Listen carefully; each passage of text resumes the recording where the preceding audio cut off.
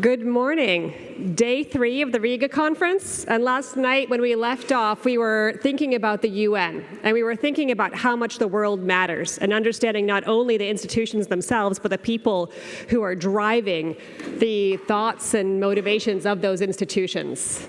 This morning, we are turning to defense and to NATO topics, but we're starting off in a way that takes that little piece of the world. We're going to be looking at NATO 360, and in some ways that means what is the mission of NATO, but also who are the friends we want to have and how do we look at the broader world. It's so much about what matters here and about security, protection, and the future. But that isn't really a question only of the eastern flank, and it's not a question of Europe. Even for NATO, it's a question of the larger whole. With that, I'm turning the conversation over to Camille Grand from the European Council on Foreign Relations. Please, Camille, over to you. Thank you very much, and thank you, Minister Braje, Baiba, and Yanis for having me here. It's really a pleasure to be back in Riga for the conference and to be on such a distinguished panel with so many good friends, former colleagues from my NATO days.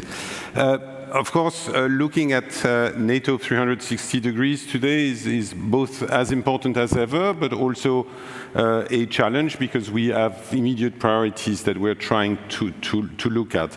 But what we've learned through the past couple of years is that partnerships do matter, even though the nature of a partnership has dramatically changed. The idea that being a NATO partner was a sort of a gray zone that was being friends but having no benefits is not really something that is acceptable today. They are the strategic importance, the military importance of those partnerships, including with Ukraine, is absolutely critical.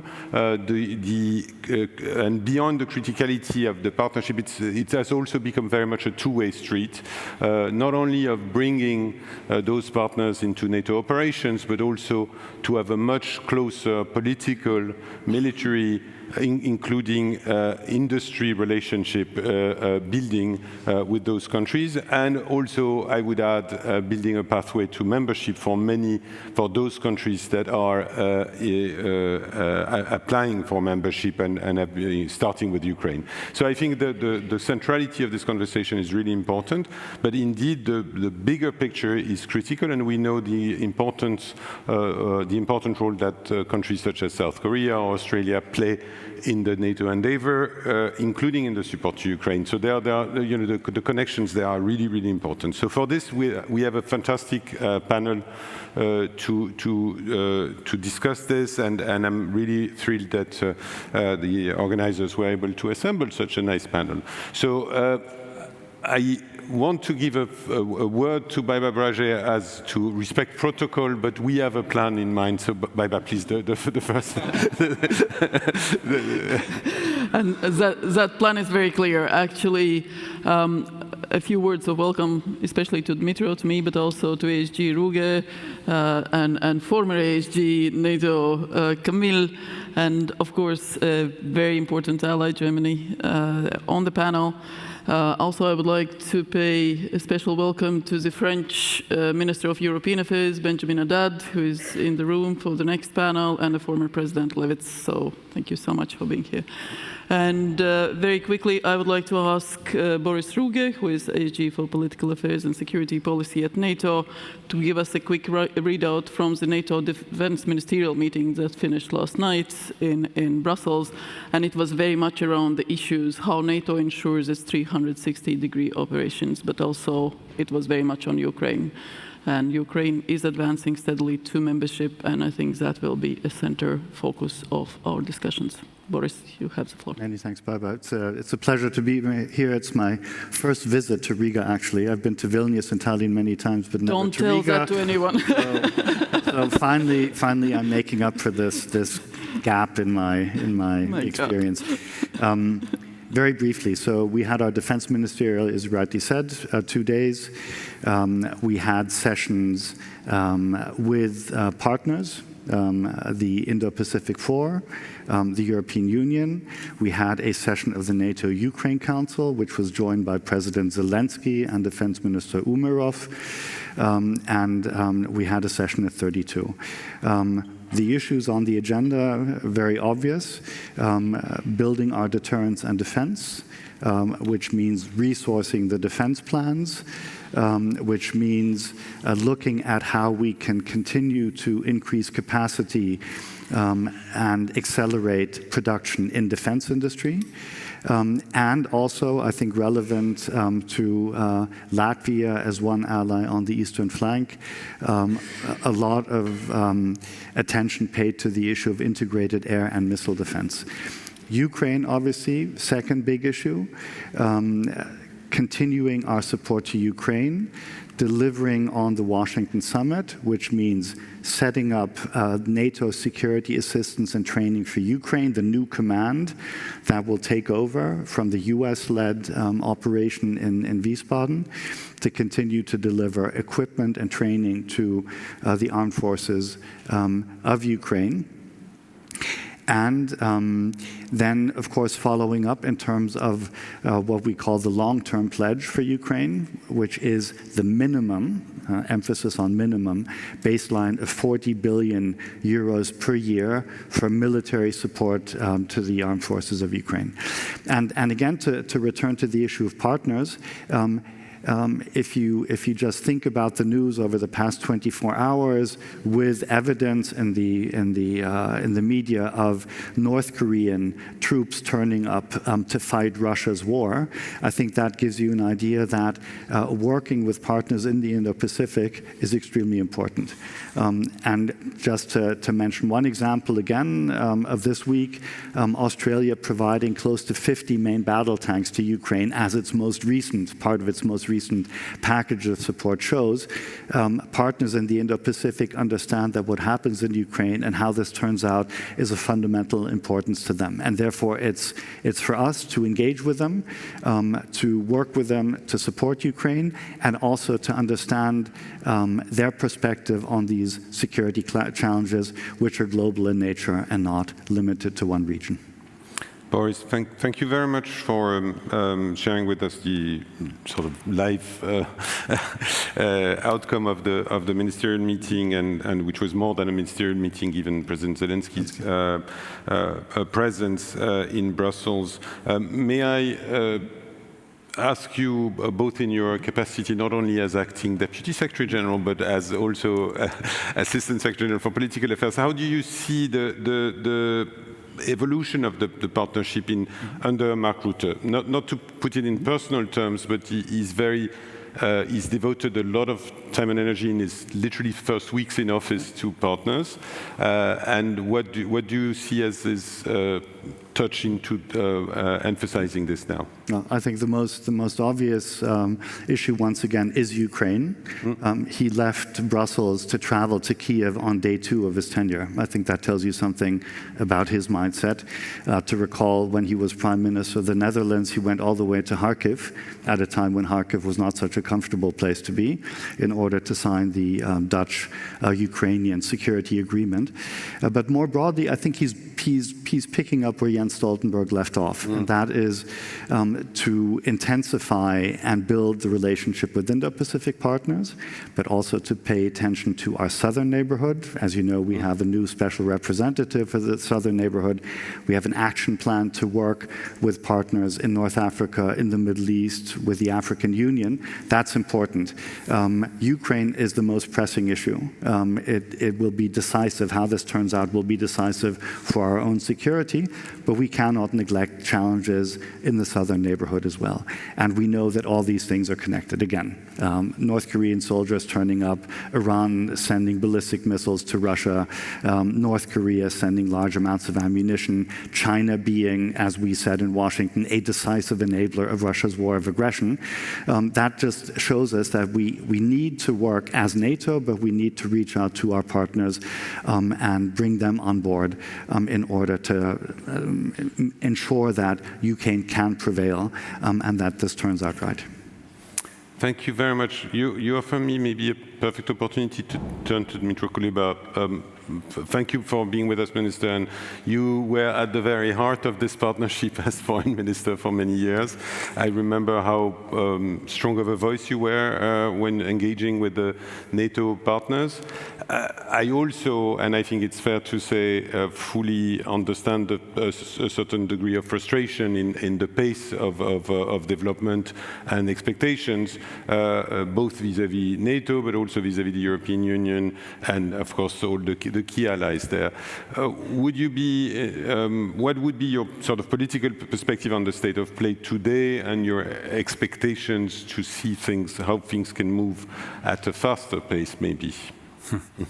Well, first, Baiba, thank you for inviting me to this conference. It's my first international conference that I'm doing not as a minister, and I'm happy to do it in Riga, a beautiful, absolutely splendid city.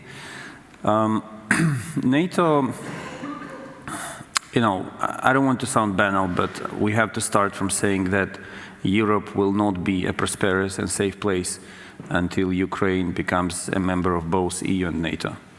If you leave the slightest, the smallest, the tiniest gray zone, you will leave space for problems. So no gray zones in Europe. The only question is the timeline. And my impression is that those people who are not willing to support quick decisions related to Ukraine's accession to NATO are not doing it because they do not recognize that this is going to happen. For political reasons, they just don't want it to happen on their watch. This is pretty obvious to me. NATO is doing its best as an institution, but it has member states, it has certain rules, it has procedures. It has to learn the lessons and improve some of the procedures. This was the diplomatic part of me still speaking. But all in all, I think that NATO as an international institution has a sincere wish to be helpful. And Jens was outstanding in his efforts. I have no doubts that Mark Rutte will double down on that. All we have to do is the easiest part of the job is to make some people make political decisions. But what I want to warn everyone against, do not offer half solutions to Ukraine. This is what we went through with the European Union. 2 weeks before Ukraine was granted EU candidate status, some very close friends from EU countries were telling Kiev, you will never get it, agree to a half solution, something in between where you are now and the candidate status, and then you will get the rest. Do not try to follow the same path on NATO. Ukraine you don't have to invent the wheel for Ukraine, just do the right thing, do it on time.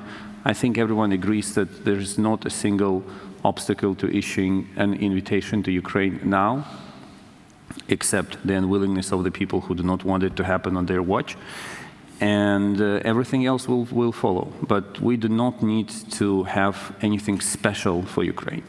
We need Ukraine and NATO for the good of NATO and Ukraine. I don't know when it is going to happen, but our job and our today's session is just a contribution to making it happen sooner rather than later. Thank you very much for being clear, and I think even as a diplomat you were always clear and outspoken. Yeah, remember how Dmytro came to NATO right before the start of the war with his standpoint?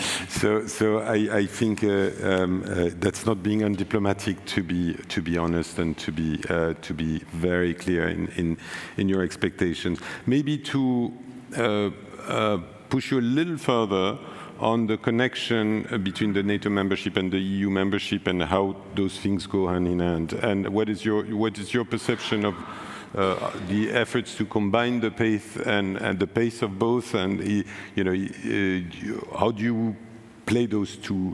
How would you play those two processes, which are of course different in nature? The membership and the second process is? EU and NATO. EU and NATO. When in 2019, when I joined the government, right after I decided to quit public service, I got the invitation to join the government, so you cannot escape your destiny. But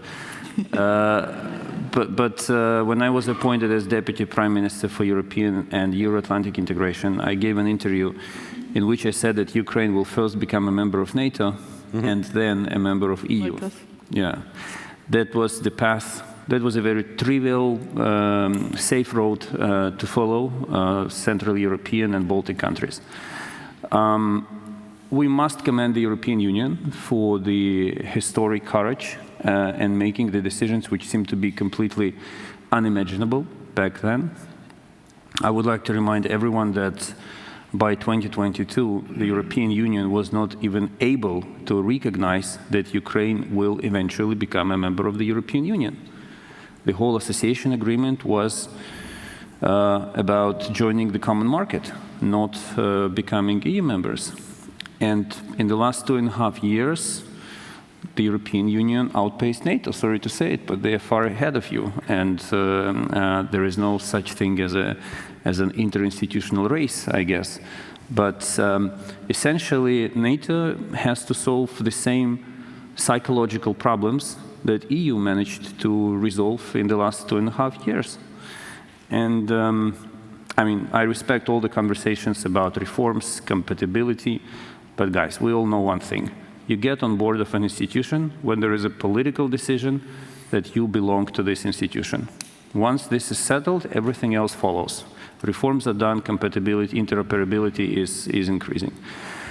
When there is no decision that you belong to this community, you face, hundreds of pages of recommendations, reports, and excuses why this should not happen now. So I think NATO is in good shape. They're really trying hard behind the surface to bring Ukraine as close as possible.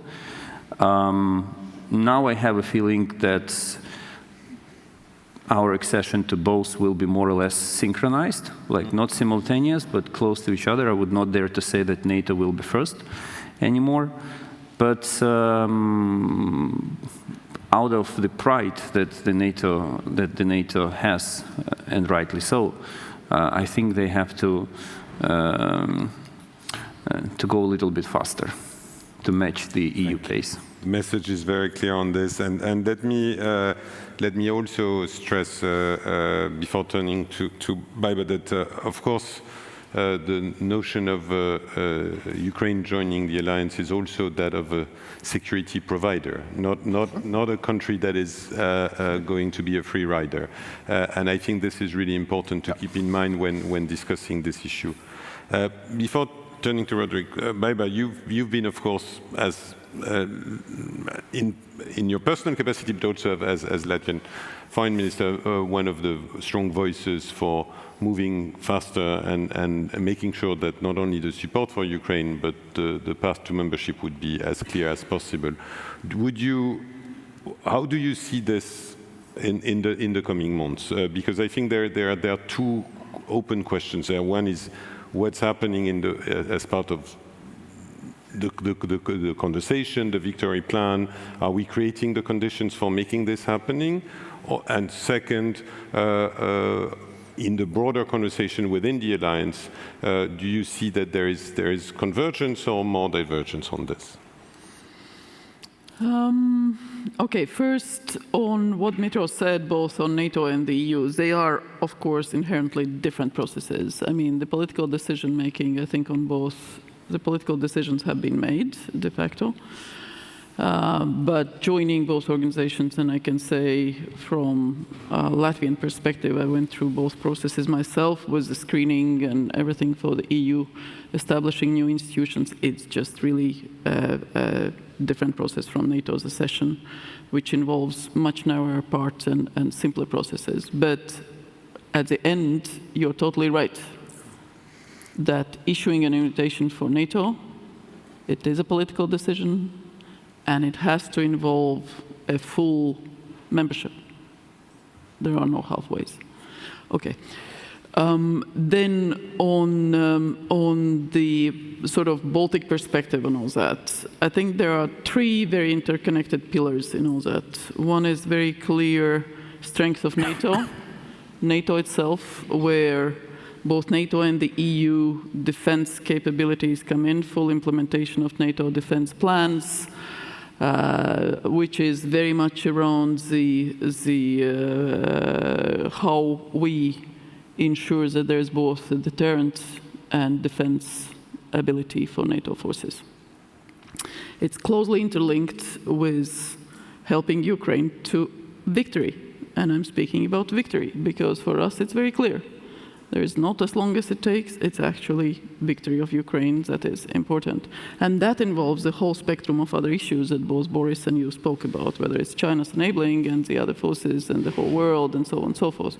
And that is a third pillar, that by helping Ukraine, we're helping ourselves, but also we have to make sure that we work with the rest of the world to ensure that those two priorities are understood as making everybody more secure and safer everywhere.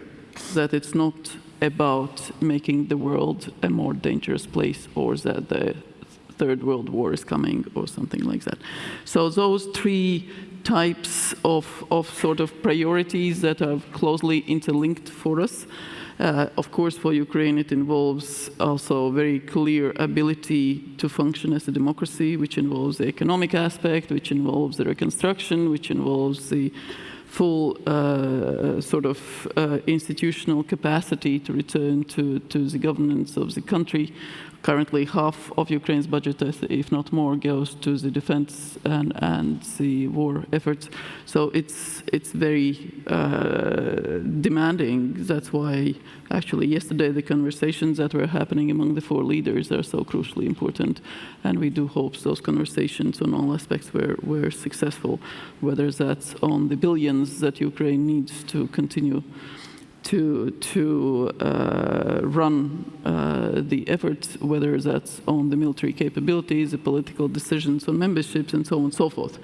Obviously, everybody's waiting for the 5th of November, not because of Guy Fawkes, but because of what will happen in the US.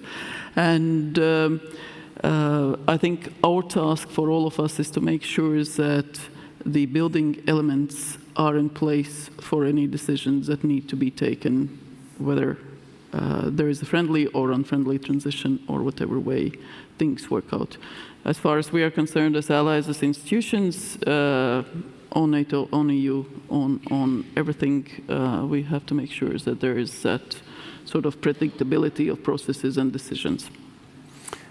Thank you very much. Let me turn to Roderick. You're not a diplomat on the panel, but you're a politician. But I know you can be also you're a very strong voice in the German debate. And I wanted to turn to you also, having in mind the exact discussion we're having, because when there are debates in many of our countries, not only Germany, about what's the best path there, I am struck as an observer that many Europeans are sort of waiting for the outcome of the US election rather than being with a strong opinion on what they do. And when I say many Europeans, probably not in this part of Europe, where they are stronger, the views are clearer. And so I would want to turn to you and to hear from you, what is the perception in Berlin, and how do you see also the path towards building this consensus in this? Because we see in the US, in Europe, how domestic politics impacts this conversation about the future of the alliance, about the future of Ukraine, and I would be very eager to hear your views on that. Yeah, thank you very much indeed, Camille. I also would like to express my gratitude to Latvia and the Adenauer Foundation for the invitation. And whereas I am in the opposition in Germany since 3 years, I would like to be constructive. When we look 360 degrees around, it's fine for situation awareness, for analysis. However, we need to prioritize. And what we see is that there is a well-functioning coalition, hopefully also in Berlin, but there is a well-functioning coalition of China, Russia, Iran, and North Korea, as just mentioned. It's CRINC. And this CRINC coalition is not only with regard to burden sharing and mutual military assistance, It's a coalition to hollow out the rule-based international order which is existent since 1945. And hollowing out this means that this is not a war of Russia against Ukraine. It's a war of a coalition against our way of life, against our societies. And therefore we have to take into account, with all our debates, whether Ukraine should become a member of European Union, criteria-driven, or with a political decision a member of Nato, it's also a question of psychology. And I sometimes have the impression that we in Berlin do not see what is at stake. If Ukraine is failing, our model in general is failing. And therefore we need clear signals. One was the candidateship for European Union, fine. Now we have to help Ukraine to meet the criteria. But it is of much more importance to not only give security guarantees with, I believe, 20 or 25 agreements so far. Well, they have all the same style like the Budapest Memorandum. They will be tested and they are not credible. So what we need is, in our thinking, especially in Berlin, that if Berlin is against a NATO membership, or was to be against a NATO membership, Berlin must be ready to bring in 10,000s of soldiers or to assist partner countries with logistics and with military means to create a credible security force. Because any armistice will be tested. And another remark, we cannot afford an armistice and replace peace by armistice, because this is not a peace. Because across the line of armistice, there is rape, there's violence, there is detainment of children, there is war economy, there is exploitation of the people, there is repressing.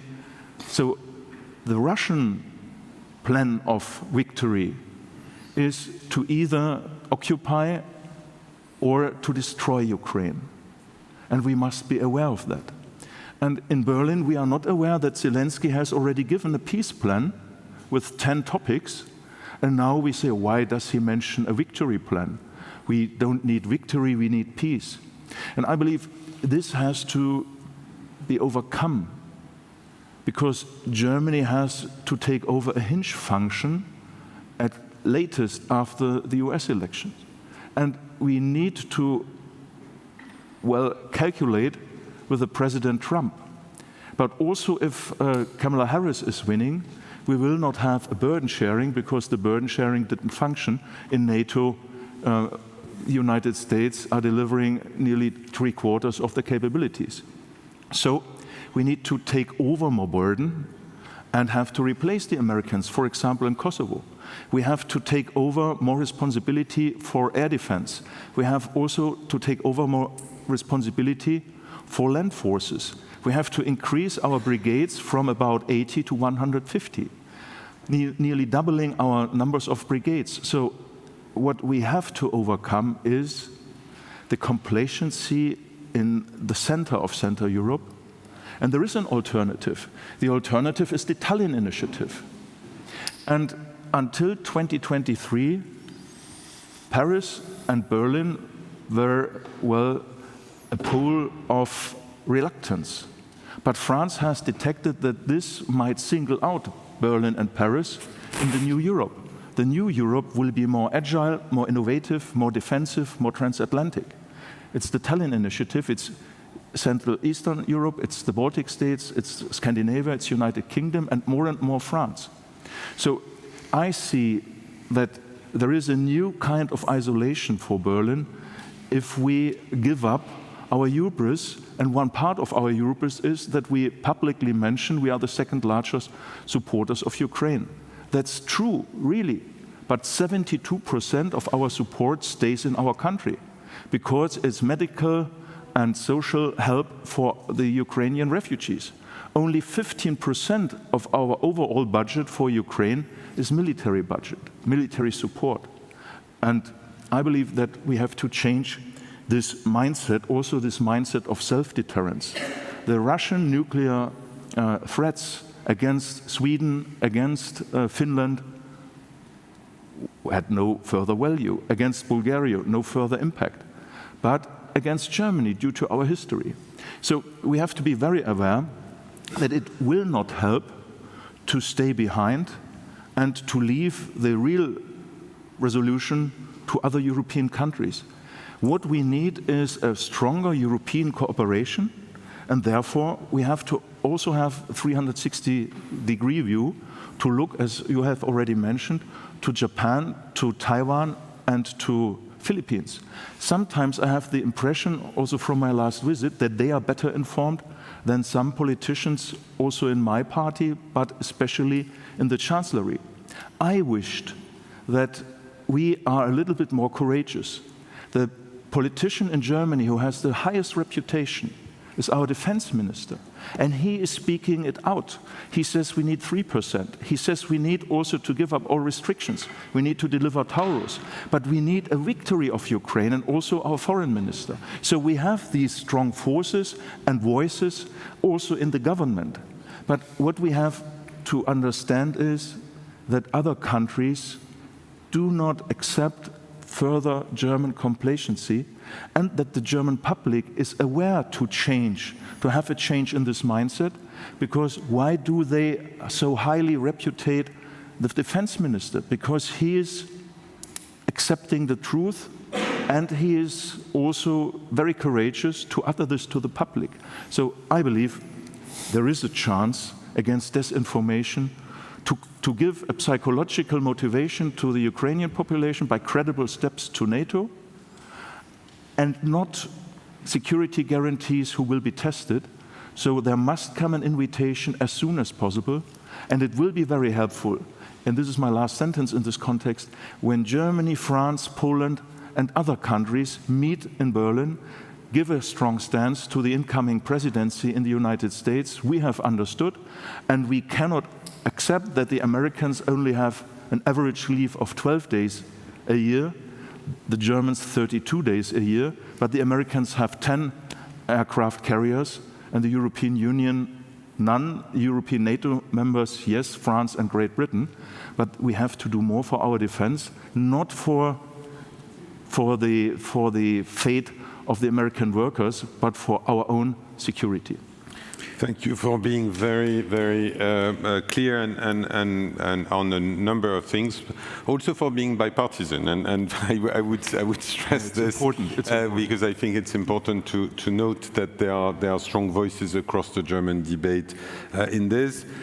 Also, thank you for flagging a couple of very important things. The existence of the Ukrainian peace plan. You know, there is this criticism, and I know Mr. Kuleba has played a central role in designing this and in working with the Swiss, with others, to promote this, which is a very comprehensive plan and does rely on very basic principle of international law and humanitarian law. So this is not, you know, I think that there is a bit of an unfair criticism there to suggest that there is no such thing as a Ukrainian peace plan. It has been on the table for a year, and it has been actively promoted, and President Zelensky has even said that he was ready to engage with the Russian Federation on in following up discussions after the meeting in Switzerland earlier this year.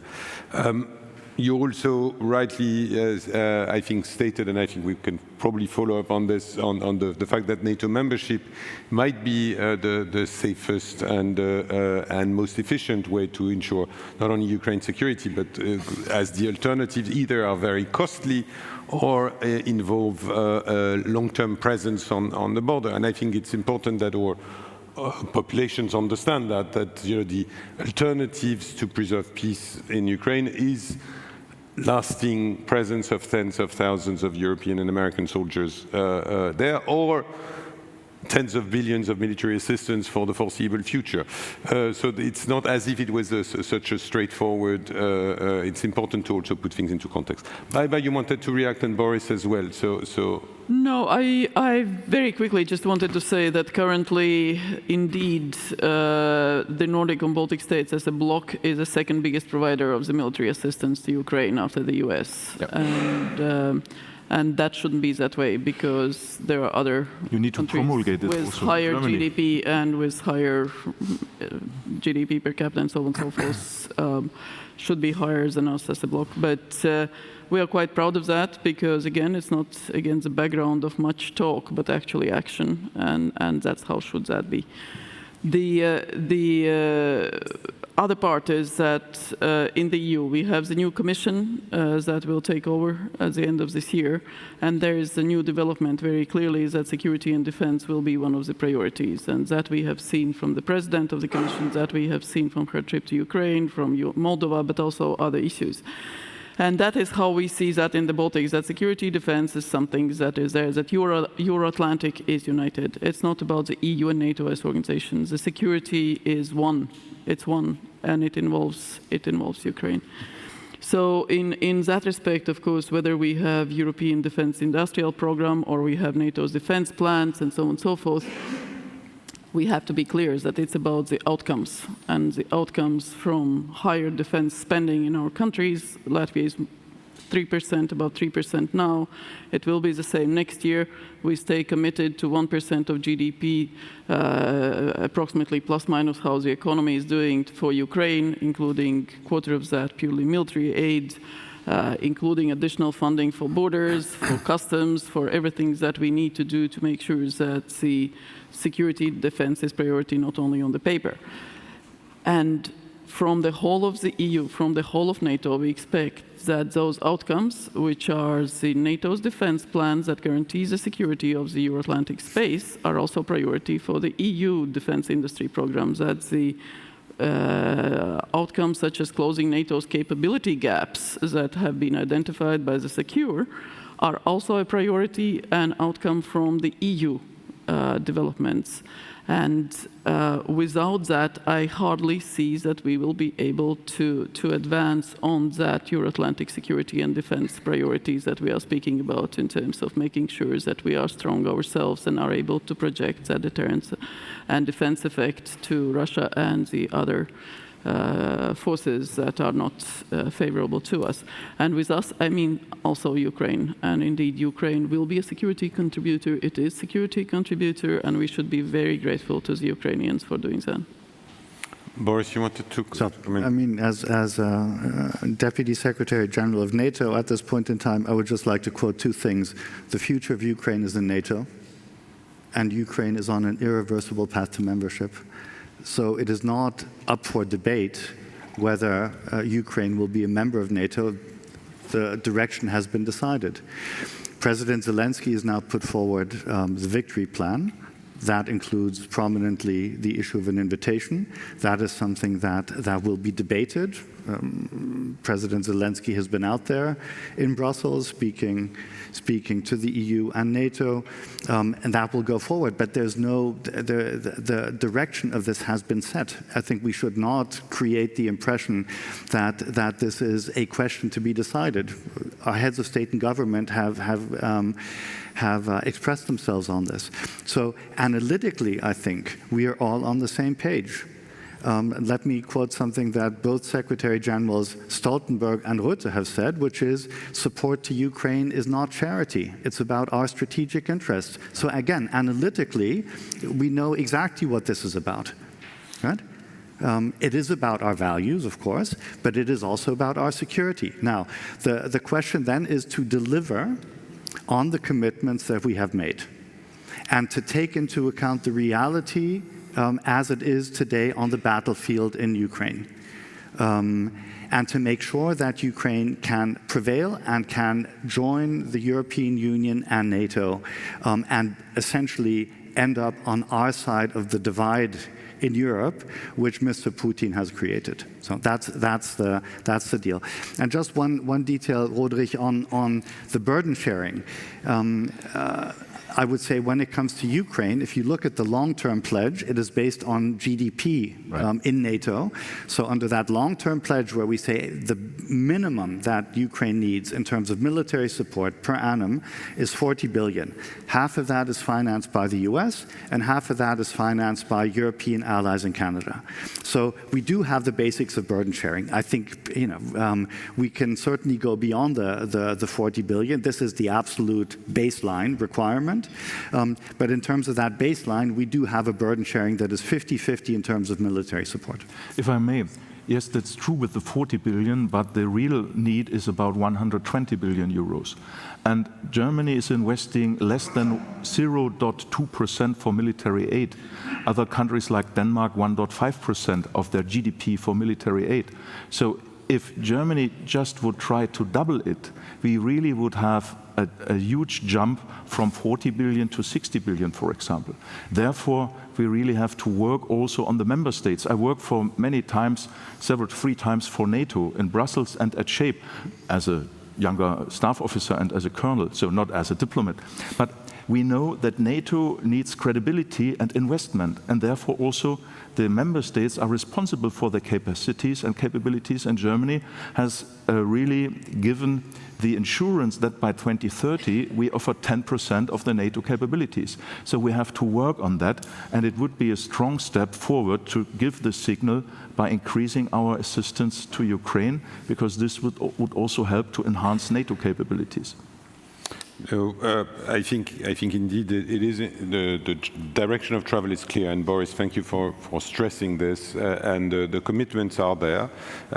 It is nevertheless important to say that the sustainability of those commitments, including in financial and very concrete terms, is as critical, and the ability of countries to do more, and there are discrepancies across Europe, to be fair, in terms of share of the GDP allocated to assistance, in terms of the nature of the assistance, and so on and so forth. So there is a need to do this and to put all of us, or actions where our words are on this.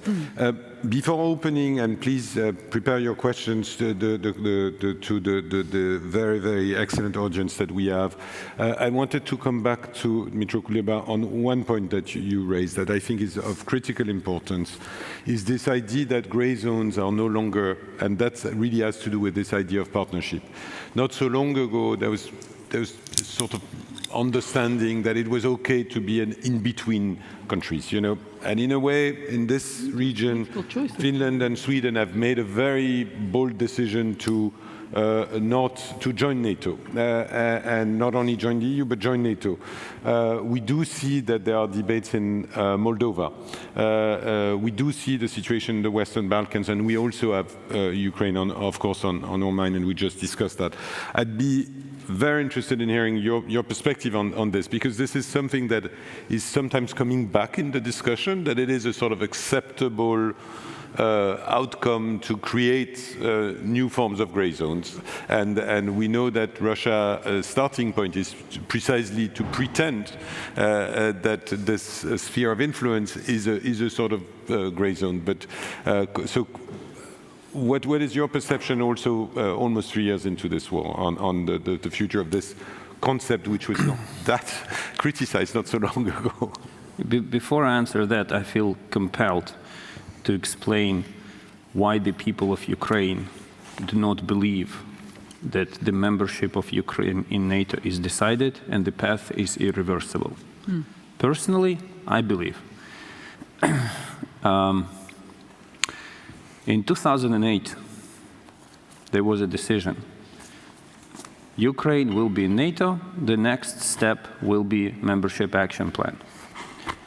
What happened between 2008 and 2023, the Vilnius summit, to bring Ukraine closer to membership? The answer is nothing. Zero.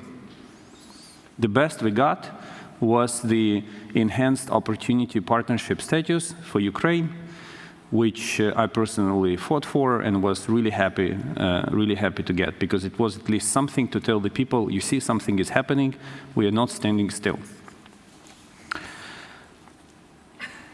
The people of Ukraine learned very bitter lessons, starting with Budapest Memorandum. In 1994, we were promised that once we will give up our nuclear weapons, no one will ever attack us. It happened otherwise.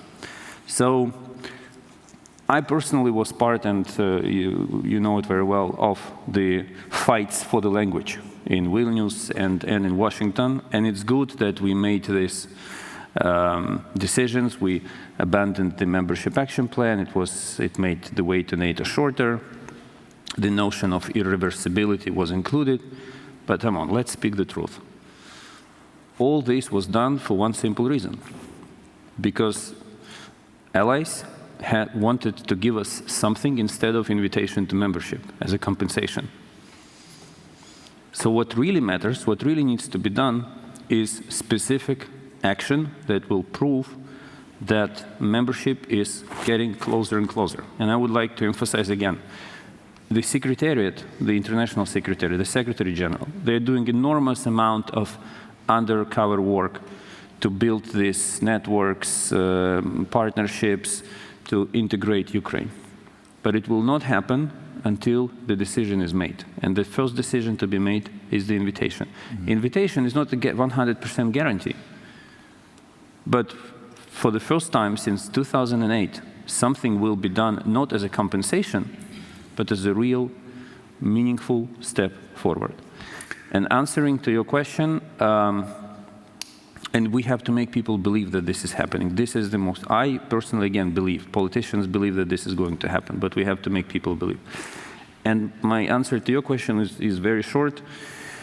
You know, we grew up, when the Soviet Union split up and this socialist bloc ceased to exist, what was the first response of then European communities to Central European and Baltic countries when they wanted to reunite with Europe? The answer was no, guys. The Council of Europe is the best you can count. And correct me if I'm wrong. That was the answer, that because in the Western European... It was not immediate. The Western European political thought was based on the assumption that Central Europe is also part of something that and Baltic that has to stay in the middle, one way or another. Then I remember Lech Walesa made some very strong statements on that issue. Then you fought it, you fiercely fought against it, you joined the NATO, you joined the European Union, and now it's taken as, you know, how could we live without Central Europe and Baltic countries? And we cannot imagine united Europe without that. Ukraine and Moldova are going through the same phase from a much worse starting point, because historically, you know, we were considered as a breach, as a gate, as whatever, as a gray zone, a dark zone, white zone, Russian zone. And I hate this idea that people are always trying to find a special solution for Ukraine. I mean, intellectually, it's fun over a bottle of wine, of whiskey, but people of Ukraine do not deserve that treatment. We have to be back to where we belong.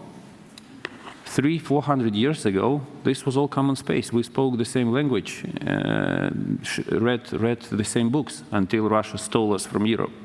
We want to get back. It's simple.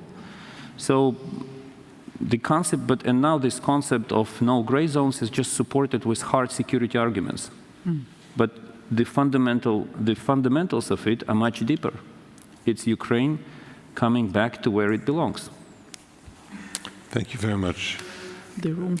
I would just say that 2008 is very different from 2023-24.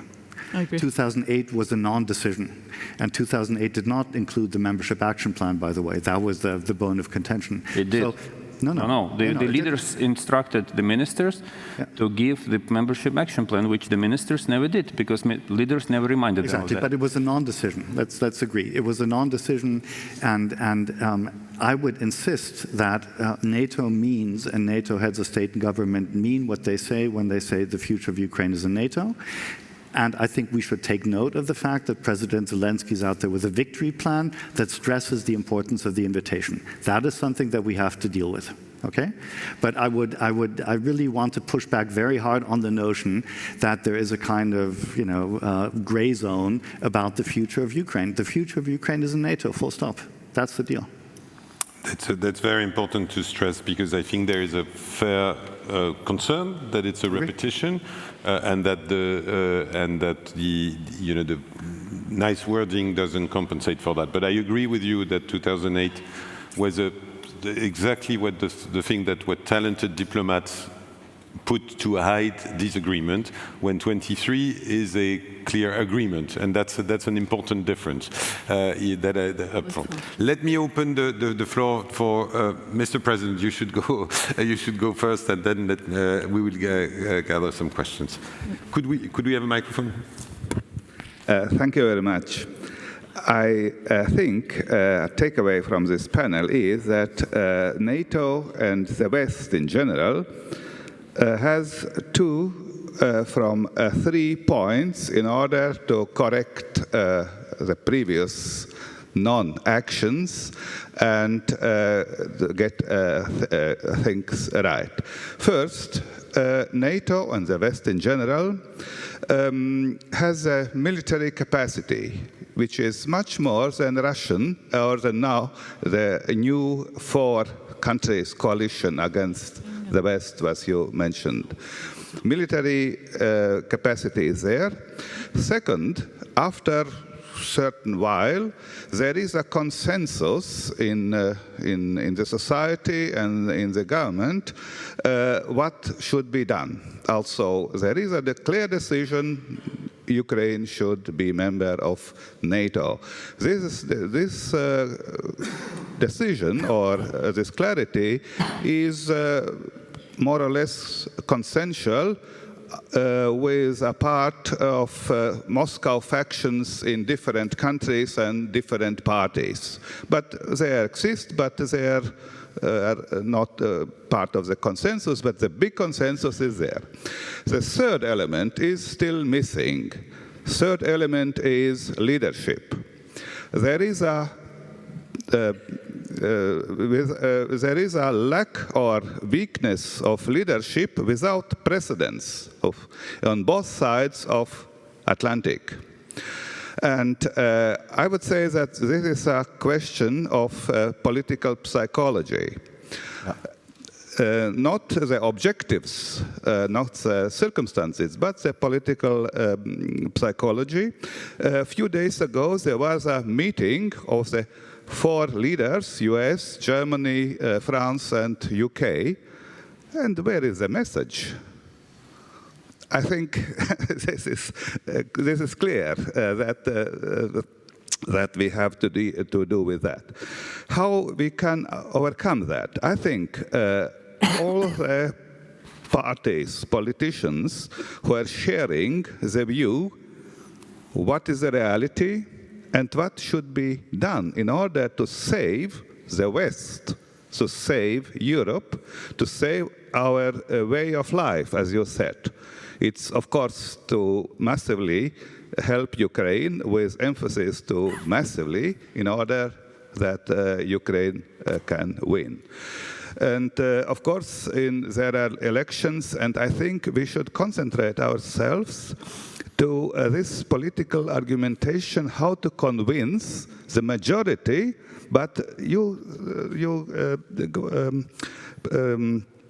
set a good example. Pistorius in Germany is very popular. That means it's not maybe only the problem of the society. This is a problem of the politicians. Yes, and I think these politicians who are seeing the things right should be more offensive, more visible, more loud, in order to get the right solution at the end. I think this is a problem of psychology, political psychology. Thank you. Thank you very much. Let me gather maybe a couple of questions. And young lady there. Please. Irina Kuznetsova, Civil Society Latvia. I have a question to our German neighbor. We all know that Germany is experiencing economic problems, so to put it mildly. How would the situation impact the military and financial commitment to Ukraine? Because we know that France has backtracked on its previously made commitment. Hopefully, this will be the case with Germany. Thank you. Thank you. Okay, one more. Thank you very much. Ian, one right here. UK. UK. Yes, Ian Bond from the Centre for European Reform. So, two quick questions. One to Mr. Kiesewetter. The situation in the Eastern Länder is quite preoccupying, and I wonder whether you can say something about what can be done to shape public opinion there, because there seems to be a lot of support for parties that are against NATO and against support for Ukraine. And to Boris Rüge, it was very striking that Hungary was allowed to abstain from the decision on NATO assistance to Ukraine, which I think is a first. I'm not aware that there has ever been a kind of constructive or, well, maybe not so constructive abstention before. Can NATO cope with individual member states deciding that they don't like what the rest of the alliance has agreed to, and they're not going to fulfill their commitments in that area? Thank you very much. Let me take maybe one more, because I think otherwise we won't allow. Klaus Wittmann, I have a question to Boris Rüge. Yesterday already we discussed that besides more kit, ammunition, air defense, the two most important decisions would be long-range weapons and the permission to use them against targets on Russian soil. It is no secret that the also overcautious President Biden and Chancellor Scholz are against this, and I suspect some others are hiding behind them.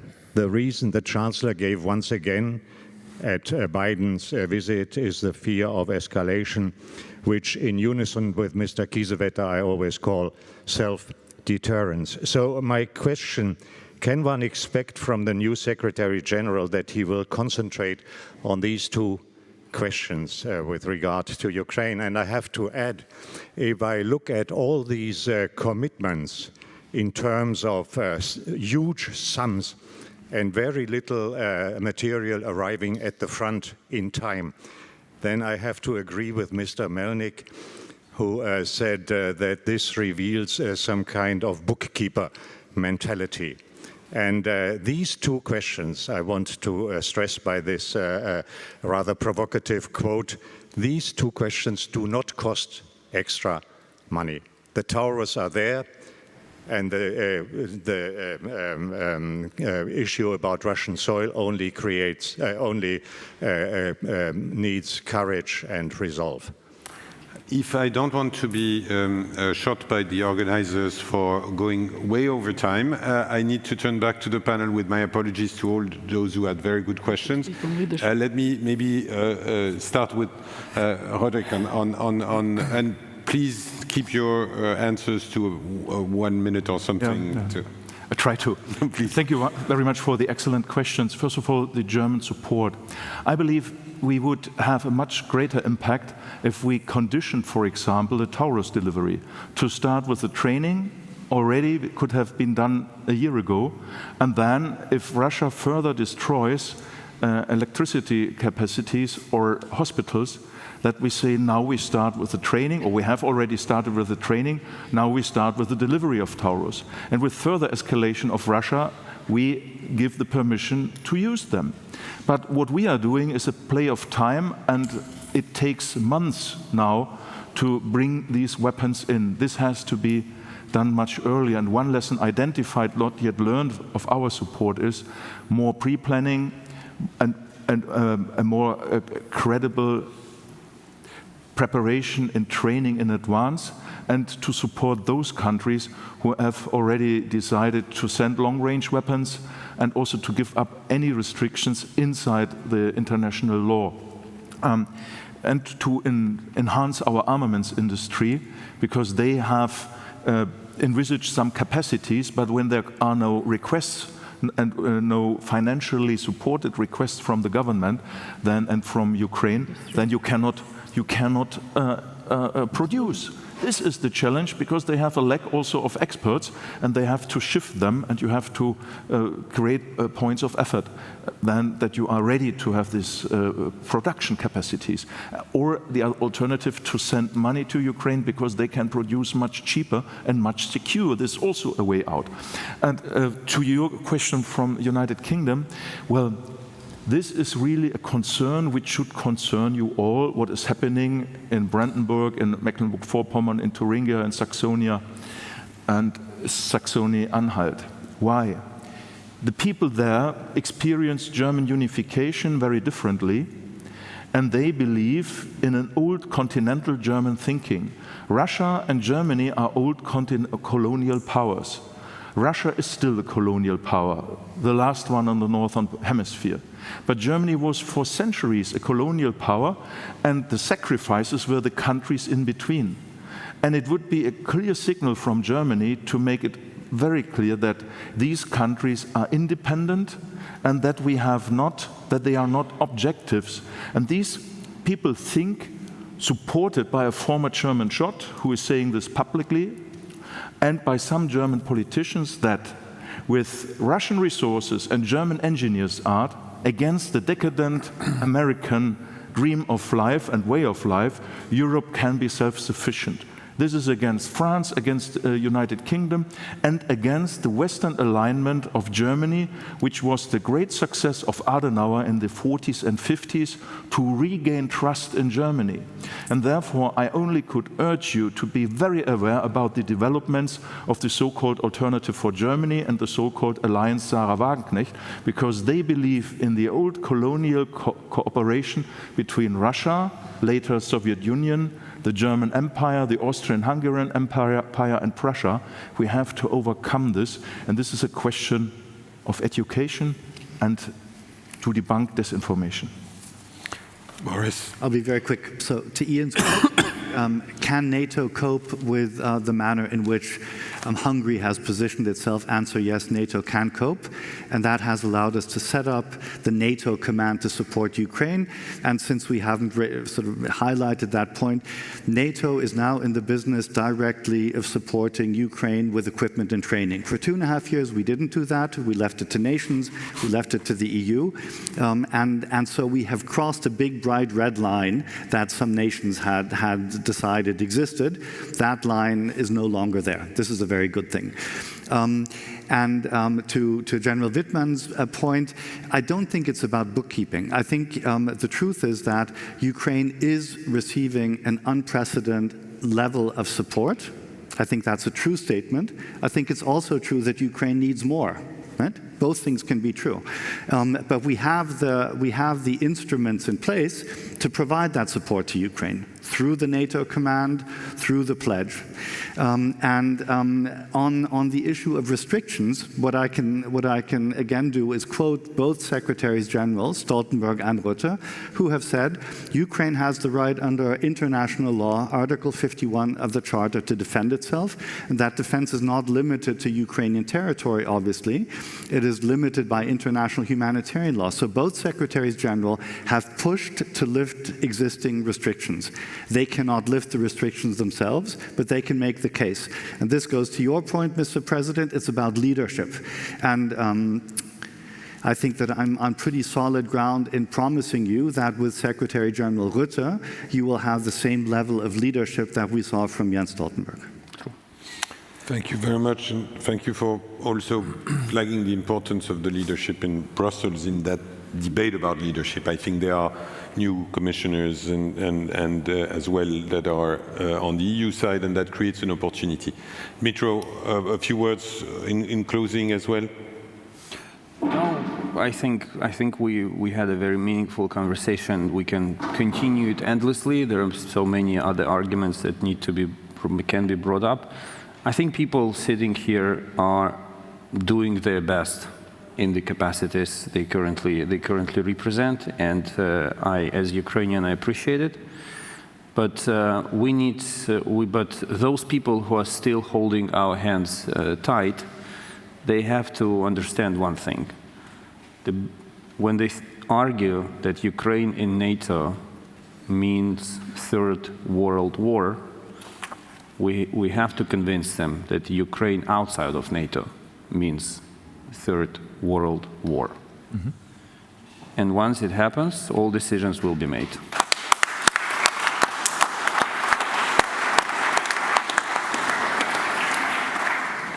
Bye-bye, you have the final word for this panel, and you will be disciplined because you know there is one coming, there's another panel coming. Next year in The Hague, in the Netherlands, there is a NATO summit, and I wish that Ukraine was at the table as a member. Thank you very much.